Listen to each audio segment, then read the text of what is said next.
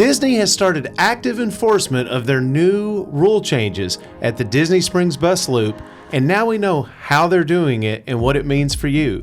But the buses are just the beginning. Today we're also covering the recent crackdown on pool hopping, a Disney classic attraction is getting a big makeover, and a fan favorite is being permanently retired. That's right, but first let's get started with these transportation rules at Disney Springs and how they are being enforced now that they've been in place for a couple of days. Yeah, so we actually have a client there right now, and they've been reporting back to us. And I know when we reported on it before, there was some confusion about whether or not they were going to allow any resort guest onto any resort bus, or if you had to be a guest at the resort that you were traveling to. So we can report that the way that it's being enforced is they have someone set up at the entrance of the bus loop. That person is scanning a magic band or a room key to look for either a room reservation or a dining or experience reservation at any Disney resort. And then you can walk through and you can go board a bus wherever you want to board. We haven't gotten a report on the water taxi yet, but we'll actually be experiencing that one ourselves in a few days. So, but I'm thinking it's the same. You just have to have a Disney resort reservation for either a room, dining, or an experience, and then you're good to go. Right, and to be clear, we posted a video when this was first announced about this, I guess close to a couple of weeks ago now, and at the time there was a lot of confusion. Even Disney cast members were confused. They were reporting multiple... Right. They were interpreting it differently. Explanations, yeah. Yeah, exactly. So it is good. I know that most people figured, including us, that this was going to be the case because it would be that much harder to enforce it at the individual bus level. You'd have to be scanning at every single... At the bus stop. Yes, itself. at every single bus stop. So we figured that this was the case, but there really was confusion. And I do know that there's a lot of strong feelings about this. We saw that in our comments from our last video. It's understandable. I do think that most people do side on it's okay if they crack down on off-property. Yeah, I think guests. there's some mixed feelings from annual pass holders, because that's a group of people who have already paid admission to the parks, and they sometimes go to Disney Springs, have lunch or dinner, and then hop over to a resort. They can't do that anymore with this new policy unless they have a dining reservation. So they still, if you're an annual pass holder or an off-site guest, you can still park at a park. Pass holders have free parking at the parks. You do have to pay if you're an off-site guest, but you can park at a park and then you can take transportation from a park to a resort. You just can't go from Disney Springs. Right. And I actually believe that this is more about pool hopping, perhaps, than it is about people parking at Disney Springs and taking a bus to a park to avoid the parking fees at the parks. I actually believe this is more about pool hopping, which leads us into our next topic that we're covering today.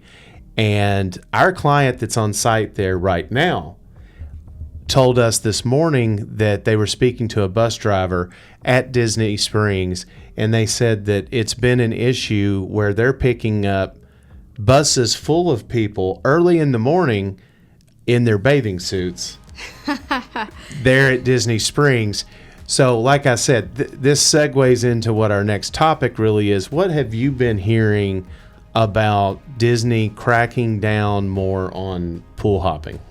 Yeah, that is not something I ever really considered that would be a problem. I know that everyone wants to go swim at Stormalong Bay. That used to be a problem. They really, really cracked down on that a while ago, because we stay there pretty frequently at Beach and Yacht Club, where Stormalong Bay is their pool.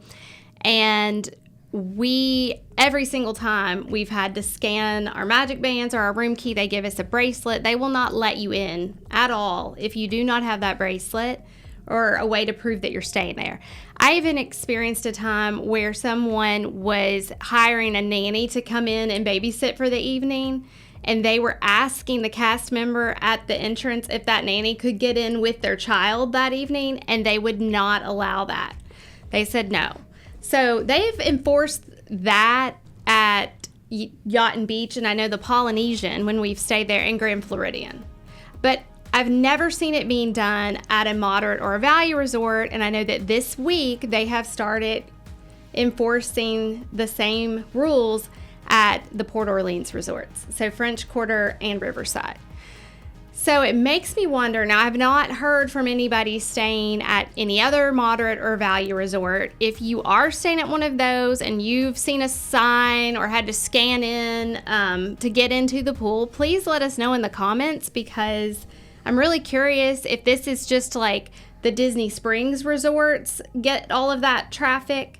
And then something kind of funny, we were at Disney Springs about a month ago, and a super nice cast member there, and I won't name names or say where we talked to this person because I don't want to get them in trouble.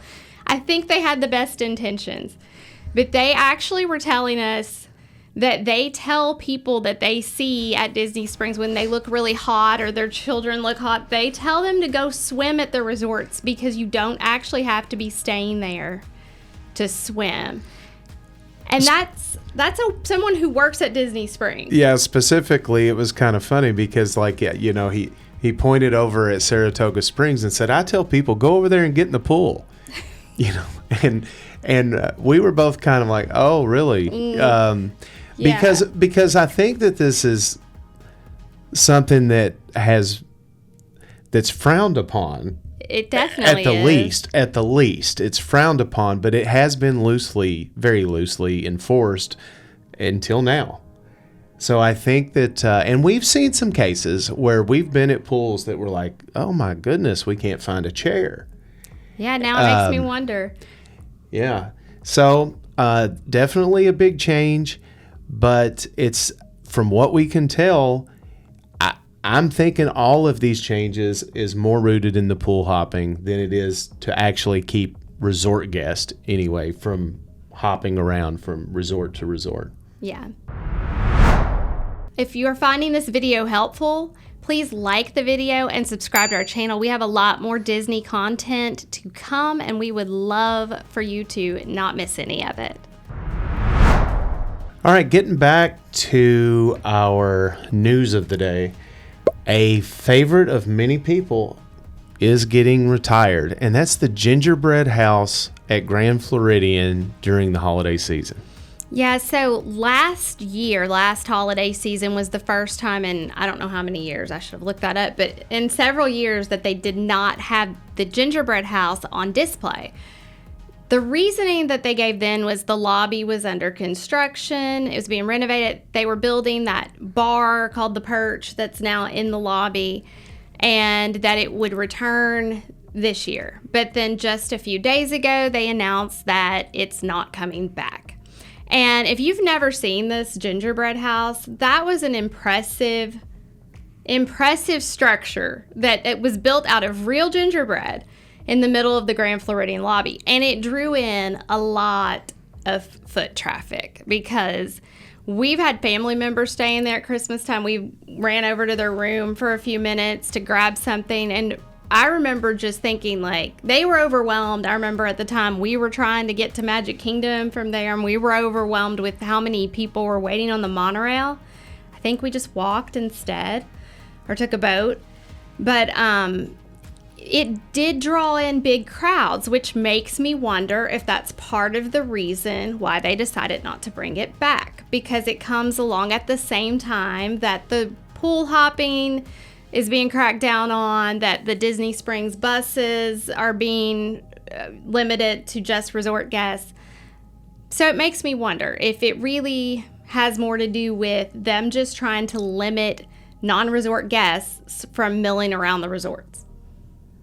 Yeah, this one is both, I think, a little sad and understandable at the same time.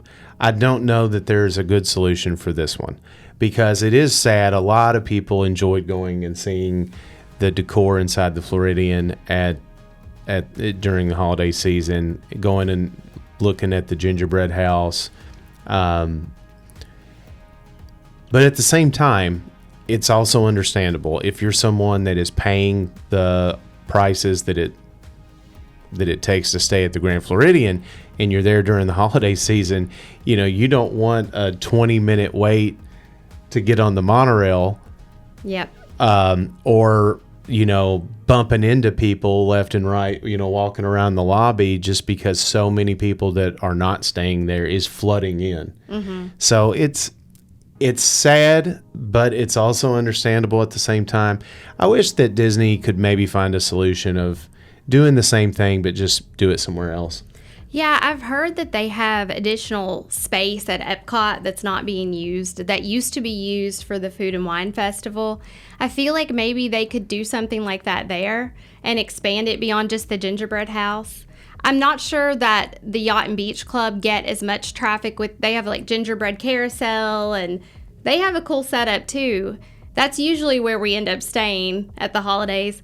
I wonder now if they're going to be bombarded with traffic, because now nobody can go see. They're not going to go to the Grand Floridian, so they're going to go there. So I'd like to see it put somewhere else.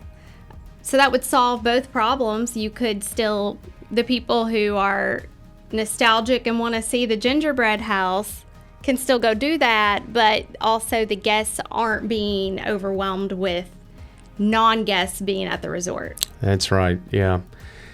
It'd be nice, but for right now, the word is permanently retired. Yeah. So, okay. So our final topic we're covering today is a Disney World attraction. A classic Disney World attraction is actually getting a big makeover coming up. Why don't you tell us about that?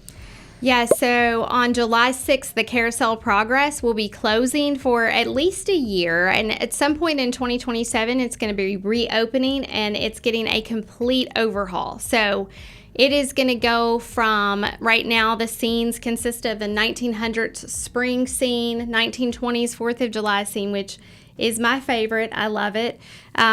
Then you go to 1940s Halloween autumn, and then a modern day scene where they're playing like virtual reality games, but it's not very modern anymore.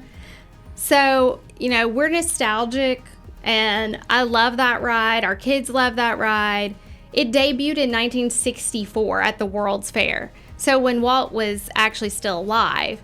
And then they moved it to Disneyland and then to Disney World in 1975. So it has been largely the same since then. They have updated that last scene a few times and then changed the song and a few other small changes. But this is going to be a big change. And they are actually starting the scene now. The first scene is going to be in 1969. And then it's going to jump to the 80s, which makes me feel very old that the second scene in the new version is 1980s, which we lived. So I'll be interested to see what it's like, and that we lived through a lot of what's going to be in the ride now, but at the same time I am sad to see it change from its mostly original version. Yeah, there's no doubt about it. You start to feel old if you lived through the second scene in the Carousel of Progress. So this one is also, it's almost like the Gingerbread house for me. Like, it's sad, I think, in a way, because even though, we've sat through it so many times, still enjoy those old scenes. I hope that that's preserved, on video or something where you can easily go back and, watch them. But at the same time, it does feel like, okay, it needed progress. It needed progress. The Carousel of Progress is about progress, and I guess that's what's happening here. So I do think, yeah, it needed it. It was probably way past time. The modern scene that takes place in it right now probably was modern for the 1990s. Yeah, exactly. So this will be very interesting. I'll be looking forward to seeing this next year when when they get it finished. Yeah, me too. All right. Well, that's the news for now. We'll see what's coming up because I'm sure they've been dropping news stories like crazy just in the last couple weeks. So we'll see what's coming up, and we will see you next time.